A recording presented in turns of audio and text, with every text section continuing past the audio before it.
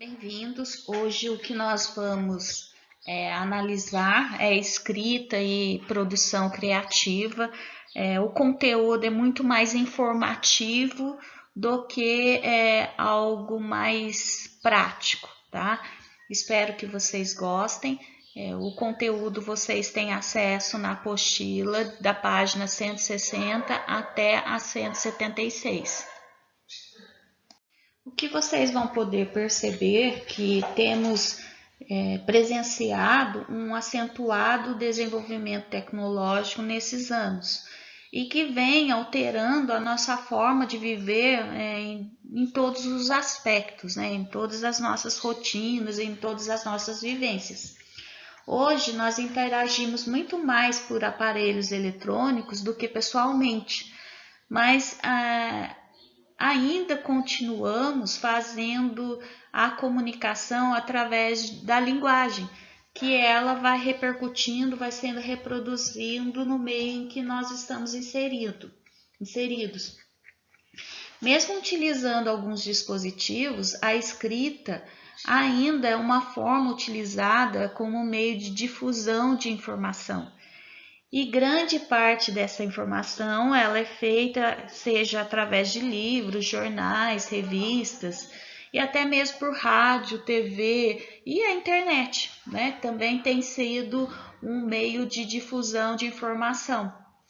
Até porque esses dispositivos, esses instrumentos, eles têm características semelhantes ao da comunicação escrita, porque antes de ser falada, a notícia ela tem que ser escrita, ela tem que ser investigada e ela tem que ser pautada em fatos.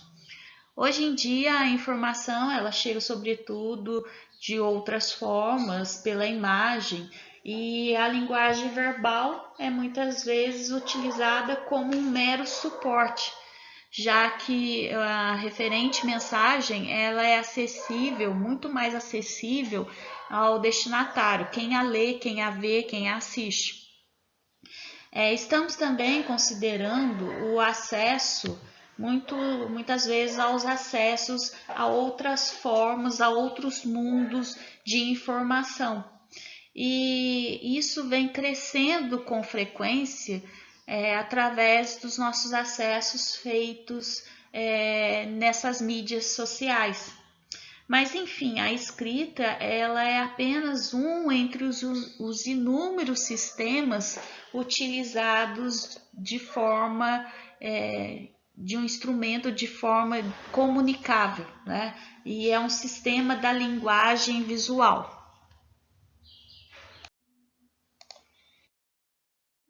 A escrita ela também tem um conteúdo histórico.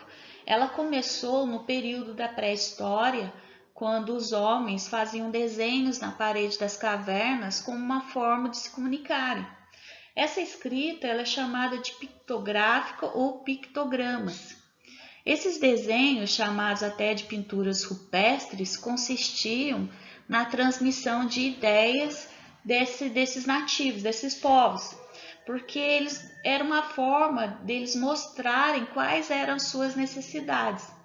Essa arte rupestre não se trata de um tipo de escrita, até porque não há uma padronização nem uma organização, mas considere-se o início da comunicação estabelecida entre os seres humanos.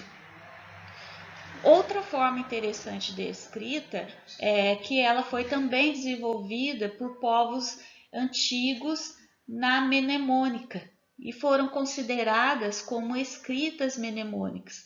E elas se dividem em dois estilos, os quipôs e os vampuns. Esses quipôs eram formados por cordões de fios de lã em cores diferentes. As amarrações e as alturas dos nós é que representavam as ideias e as informações que os povos incas da América do Sul queriam transmitir. Os vampuns eram um sistema baseado em colares de conchas, cujas conchas, né, elas iam formando algumas figuras geométricas E nessas conchas eram gravados alguns eventos históricos. E esses colares eram utilizados pelos povos nativos da América do Norte. A escrita fonética é uma escrita que nós conhecemos, até porque o nosso alfabeto é composto por essa estrutura fonológica. É um sistema de escrita que baseia-se na representação dos sons da fala, né? Então, é uma estrutura binária, composta por vogais e por consoantes.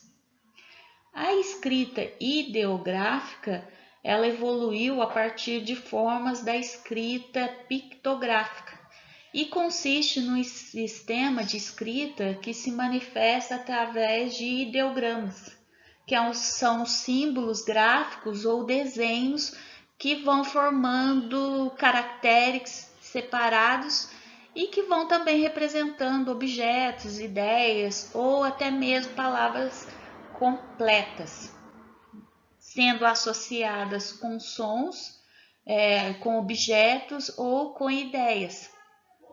Por isso, nesse estilo de escrita, são necessários muitos símbolos e, ao mesmo tempo, são utilizados vários objetos, até para que haja essa comunicação e o entendimento.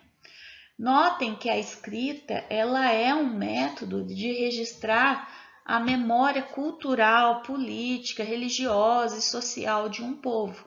Todas essas escritas apresentadas para vocês são representações socioculturais de um determinado povo.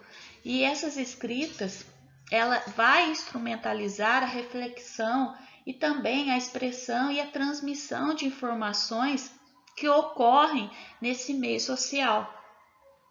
Então, isso é importante até porque nessa trajetória que nós vamos ter a ciência da necessidade da invenção do livro, sobretudo o surgimento da imprensa, que são grandes marcos na história da humanidade, que foi através do livro, do surgimento da imprensa que as informações foram sendo transmitidas, né? Aquilo até então que era do conhecimento de poucos, foram sendo disseminadas para um público em geral.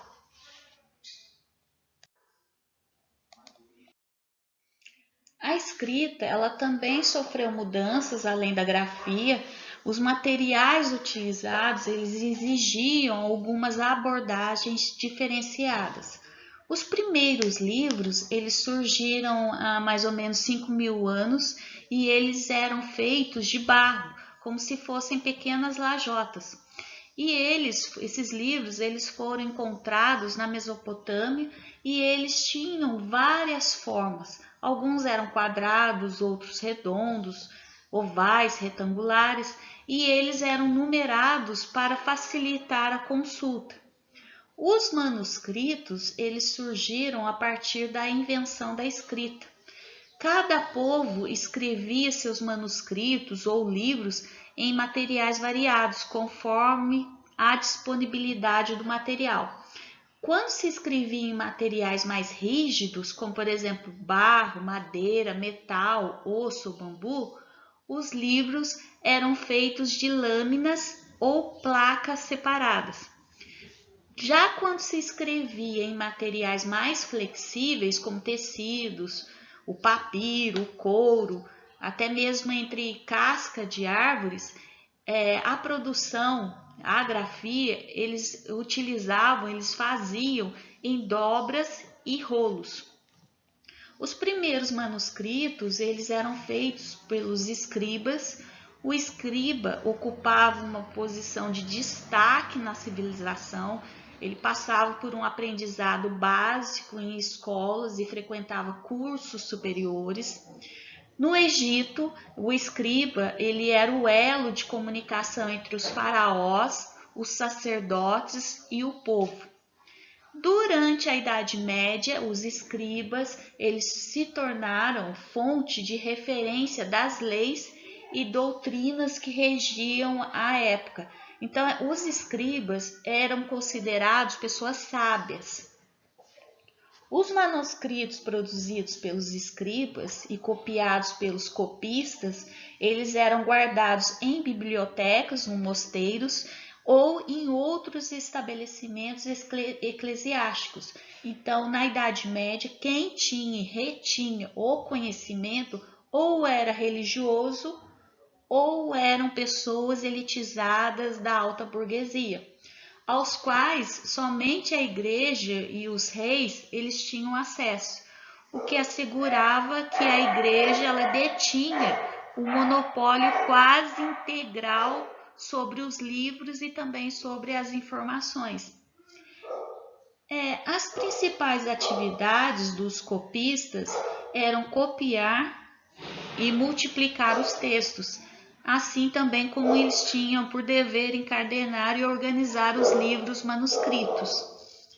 Desde os copistas da Idade Média até o surgimento da imprensa, criada por Gutenberg, o alemão, como vocês sabem, mantinham-se as mesmas preocupações, o uso da mesma caligrafia para que um pedaço de um livro ele não ficasse diferente do outro. Vocês já pararam para pensar quando vocês pegam um determinado grupo de uma determinada época, observem a maneira de escrever. Por exemplo, os avós de vocês, eles têm o mesmo estilo de caligrafia, porque eles foram ensinados, foram alfabetizados assim.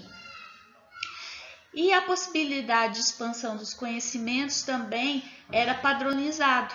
Então, eles tinham uma preocupação de ter a mesma caligrafia sobre um espaço do livro, até para que não ficasse diferente do outro. Em 1945, na Alemanha, como eu falei para vocês, Gutenberg inventou a imprensa e vários pontos, a partir dessa invenção, vários pontos do mundo, diferentes pessoas em vários níveis, a partir do momento que foram alfabetizadas, elas tiveram acesso às informações. E a partir dessa invenção foi aberto um caminho para a popularização do livro, embora hoje em dia nós vemos muito mais livros digitalizados, e-books, mas há impressão ainda, embora a utilização e a compra e a aquisição seja muito menor do que antes. E houve também uma popularização para o desenvolvimento da imprensa e para uma abertura de democratização da educação. Antes, somente pessoas burguesas elitizadas que tinham acesso à educação. Após essa difusão de informação, todos tiveram o direito à educação e o acesso à educação. O hipertexto também é considerado uma escrita, mas sem começo, meio e fim, até porque não há nada previamente estabelecido. O hipertexto ele vai remeter a um texto ao qual se agregam outros conjuntos de informação na forma de blocos de texto, palavras, imagens ou sons que vão dando acesso através de referências específicas e no qual também o meio digital vão sendo denominadas por hiperligações. Essas hiperligações é uma ligação que vai facilitando a navegação dos internautas a um hipertexto, que está a todo momento em um processo de desenvolvimento e redesenhamento de sua estrutura. Como eu falei para vocês, o hipertexto ele pode possuir diversas palavras, imagens e até mesmo sons que, ao serem clicados, eles direcionam a uma outra página e que é essa multiplicidade de conexões que vão sendo esclarecidos até com mais precisão o assunto do link que vai ser abordado. Um outro ponto importante que trago vocês é que essa utilização desta ferramenta de hipertexto, ela é muito primordial nos dias de hoje, até para aplicação na educação. O trabalho com o hipertexto, ele pode impulsionar o aluno à pesquisa e também à produção textual. Esse hipertexto, como ferramenta de ensino e até mesmo de aprendizagem, ela vai facilitar um ambiente no qual a aprendizagem ela vai acontecendo de uma forma de construção de conhecimento e também de aprendizagem. E essa aprendizagem ela acaba sendo muito mais duradoura e transferível do que aquela direta e explícita. Então, o hipertexto ele também é um instrumento de aprendizagem. Ele não é apenas um instrumento de acesso ou de visualização. Ele também é um instrumento que possibilita o aluno, ao mesmo tempo, interagir, ele construir um conhecimento. Dentro do conteúdo que nós estamos vendo, está sendo abordado também a estética textual, e ela está relacionada à forma como o autor vai apresentar o texto para o leitor e deve levar em consideração algumas questões em relação a essa estética, como por exemplo, a legibilidade da escrita, a organização dos parágrafos, o espaçamento entre as palavras, o respeito aos limites da linha e outros pontos que também devem ser respeitados pelo autor. A estética ela também vai estimular a criatividade, o espírito inventivo, a curiosidade e a afetividade. E ela também, a estética textual, ela é uma forma onde o indivíduo consegue se relacionar com a língua e com a literatura, pois é através dela que vai facilitar o reconhecimento e a valorização dessa diversidade cultural no meio em que nós estamos inseridos.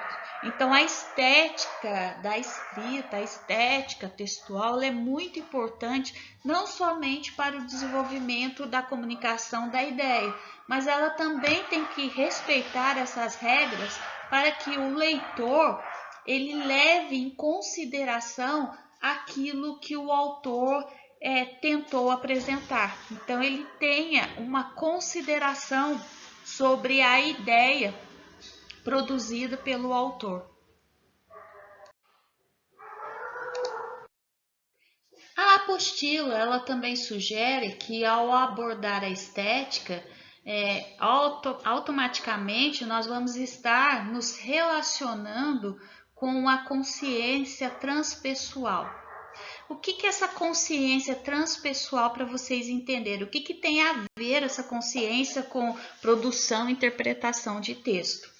Essa consciência ela é um estado no qual nós experimentamos além do nosso momento racional, além da nossa lógica.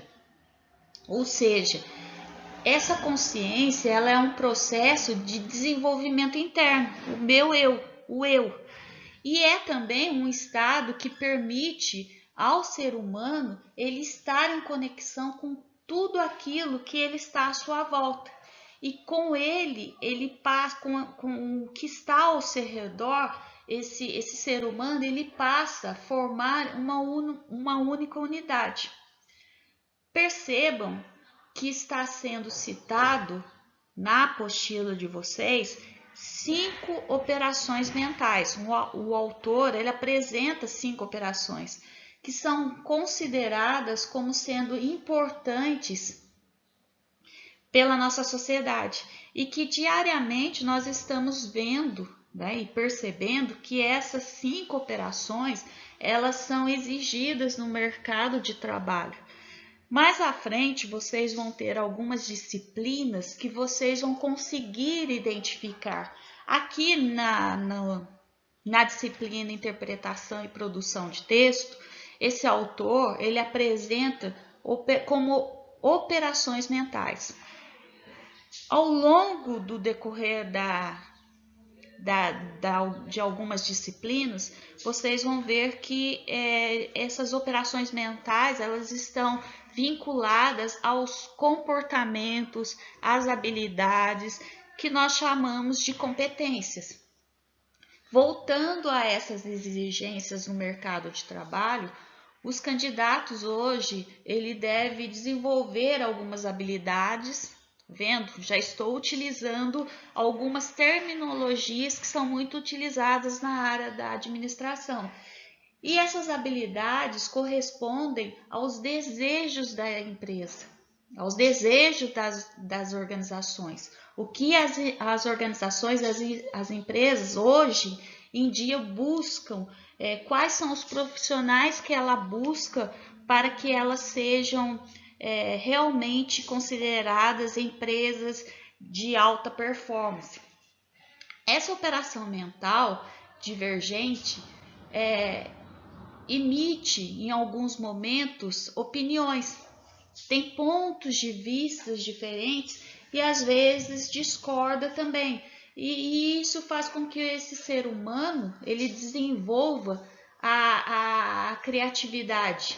E essa capacidade faz com que esse indivíduo ele tenha a expertise de resolver os problemas através da percepção e também da criação de ideias e estratégias que sejam realmente efetivas neste cenário, um cenário complexo desse mundo real. Para vocês entenderem melhor, hoje as empresas elas buscam um determinado perfil profissional e que esses profissionais possuam características certas até para que essas empresas elas saiam na frente das suas adversárias. Então pensem bem, porque às vezes há tantas exigências no mercado de trabalho? O que essas empresas realmente buscam, né? E essas 5 operações mentais apresentadas pelo autor são realmente as habilidades que toda organização quer que seu profissional tenha. Nós não estamos falando de atributos comuns ou habilidades comuns, por exemplo, como proatividade, dedicação. O que está sendo dito é que esses pontos, eles são agora atributos que realmente vão levar a organização ao mundo competitivo e essa organização ela vai realmente se sair bem, ela vai ser a empresa diferenciada neste mercado. Então, esse pensamento criativo, ele é um dos atributos bem considerados neste mundo competitivo, pois é esse pensamento que vai possibilitar a criação de ideias que acabam transformando o relacionamento corporativo com o mundo. Vejam que essas 5 operações mentais são, na verdade, habilidades que as empresas buscam sobre uma pessoa, sobre um profissional, que é a operação cognitiva. Essa pessoa ela tem que saber reconhecer, perceber, ela tem que ter um conhecimento da situação. A operação convergente é uma pessoa que consegue seguir normas comportamentais, tem atitudes, posturas corretas, busca soluções, resoluções corretas para determinados problemas. Essa pessoa ela tem que saber, ela tem que estar aberta a conhecimentos, tem que estar aberta a novas aprendizagens. Ela tem que ter um desenvolvimento, um pensamento crítico, tem que saber selecionar, comparar. Ela tem que desenvolver também um pensamento independente, ela tem que ser uma pessoa criativa. Então, veja que são habilidades comportamentais, competências comportamentais que não é tão fácil de serem, não são fáceis de serem identificadas, mas que são pontos considerados que vai distinguir um profissional do outro. O pensamento criativo. Essas pessoas que têm esse pensamento, pessoas criativas, elas têm características e qualidades específicas que acabam as diferenciando das demais pessoas, principalmente de pessoas menos criativas. Conhecendo essas características e também desenvolvendo-as, todos podemos desenvolver esse pensamento criativo, nós vamos incorporando automaticamente esses tributos e também essas habilidades às nossas competências profissionais e pessoais. O mesmo autor que falou das 5 competências, dos 5 processos mentais, ele diz que uma pessoa criativa, ela possui como características a inteligência, que é a capacidade de buscar soluções de forma racional e planejada. Ele cita a consciência, onde o indivíduo, de forma consciente, ele consegue observar os mínimos detalhes e também captar informações que às vezes são ignoradas por outras pessoas. Essa pessoa criativa, através da influência, que é uma das características fundamentais para a resolução criativa de problemas ou até mesmo descobrir novas alternativas, através dessa fluência, essas pessoas elas conseguem gerar muito mais ideias diferentes nas mais diversas situações. E essas pessoas elas não se deixam levar às vezes até pelo que é trivial, pelo tradicional, ou até mesmo por rotinas estabelecidas. Essas pessoas que têm o pensamento criativo conseguem enxergar oportunidades até então nunca visto por nenhuma outra pessoa. Pessoas criativas também têm grande flexibilidade de raciocínio, consegue enfocar ou focar em problemas e vê-los por vários ângulos diferentes. Quando surgem novos fatos ou circunstâncias, esses tipos ou esse tipo de pessoa, elas conseguem se adaptar muito mais fácil, né? Elas têm uma flexibilização e posso até mesmo dizer que elas possuem o estado de resiliência. Então, essas pessoas criativas, através das suas ideias, elas conseguem planejar, elas são capazes de fazer análises e também de sintetizar de uma forma muito mais coerente o seu tempo. Até porque elas conseguem dedicar muito, elas conseguem administrar o seu tempo a esse processo de análise e síntese de solução de problemas. Até porque também dessas observações, né, através da análise e da síntese, eles conseguem definir com qualidade as suas decisões criativas. Quais são os processos e os procedimentos que eles devem seguir. E os indivíduos criativos, eles possuem uma grande habilidade de encontrar, como eu falei para vocês, oportunidades não somente nas suas ideias, mas também nas ideias dos outros. Então, vamos imaginar quem vocês conhecem que tem esse pensamento criativo, que realmente consegue desenvolver, utiliza a sua inteligência, a sua fluência, né, a sua expertise, vê oportunidades até então onde ninguém viu. Vocês também podem fazer uma autoanálise e perceber, vocês têm esse pensamento criativo?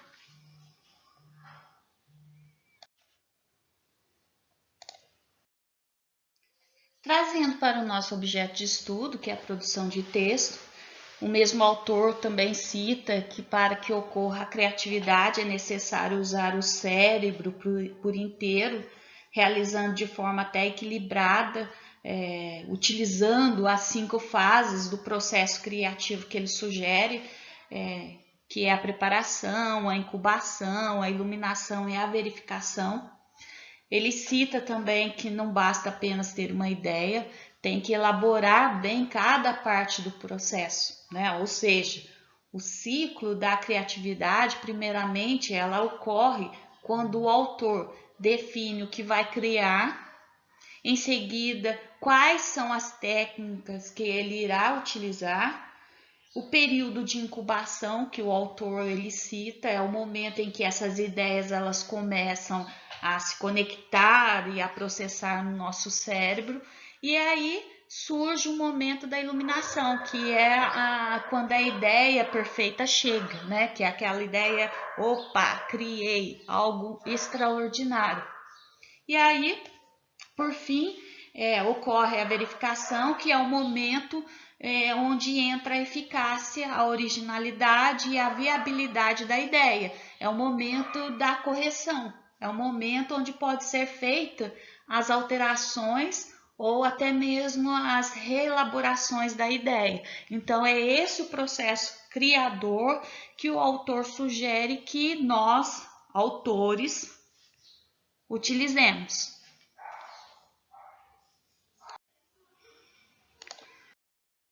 Para encerrar o conteúdo que nós analisamos, eu proponho a vocês 2 vídeos que falam sobre a escrita, a história da escrita, né? O Nascimento da Escrita é um vídeo mais curto, o outro ele é um pouquinho mais longo, né? Mas ele é muito mais completo.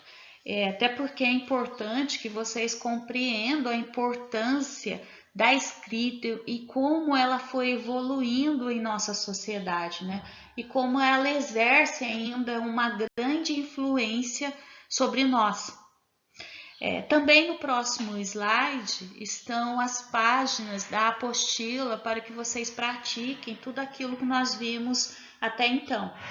Entendo que vocês estão num período de entrega das atividades avaliativas, mas a hora que vocês estiverem com um tempo, assistam, aproveitem, né, essas informações, nessa construção também de aprendizagem que vocês estão tendo. No mais, bons estudos!